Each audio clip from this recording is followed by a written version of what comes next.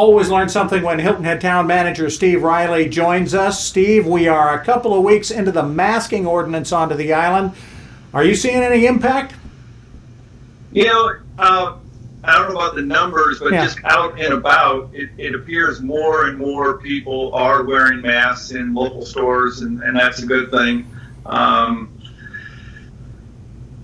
We've had complaints, but not significant. You know, we do have some retailers who are concerned because across the country there have been some backlash from that. But we're working with code enforcement and trying to actually meet some of the customers ourselves and explain it. Yeah. And we're getting a lot of positive feedback. We're working with the chamber on handing out masks, and that's going pretty well too. All right. Is there any more we can do, really?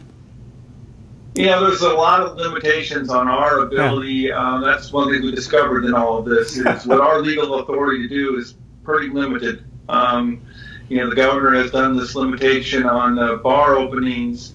The only thing that's really truly available to us is I forgot the term, but a curfew, and that's a hammer blow that affects an awful lot of things and creates a lot of other issues. Absolutely. We talked a few minutes ago with State Representative Jeff Bradley about the Infrastructure Bank's grant of $120 million for the 278 corridor project. Will this keep this thing on track, and what is next in keeping it on track?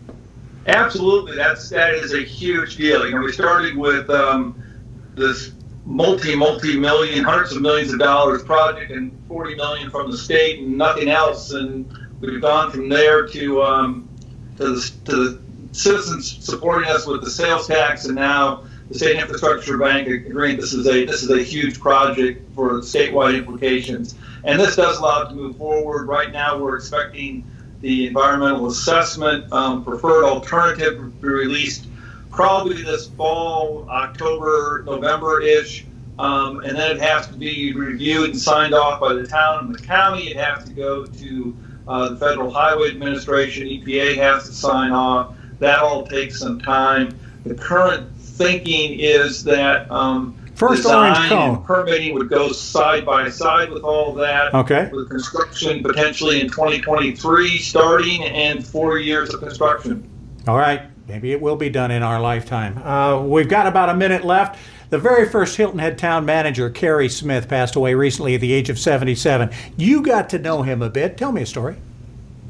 Sure. He left here, went down to Florida, but he came back to Rock Hill, and so through our City Management Association, got to spend some time with him, get to know him. He also would come to Hilton Head to visit from time to time. He'd maintain friendships with a number of people, including our first mayor, Ben Rakusin. Right. We catch up then, and then he did some volunteer work, some interim manager work for Hardyville, and that also gave us a chance to sit down. So I enjoyed, lovely man, incredible man. His wife is wonderful too. He's going to be missed by a lot of people. Is there a mark on the island that we can say he did that?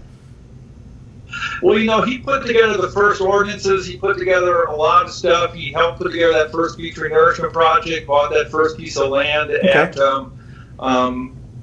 Folly Field, which is at that Folly Field Beach Park. So there's a number of things that he had a role in. That's fantastic. Steve, thank you so much for joining us. We appreciate it. Hilton Head Town Manager Steve Riley.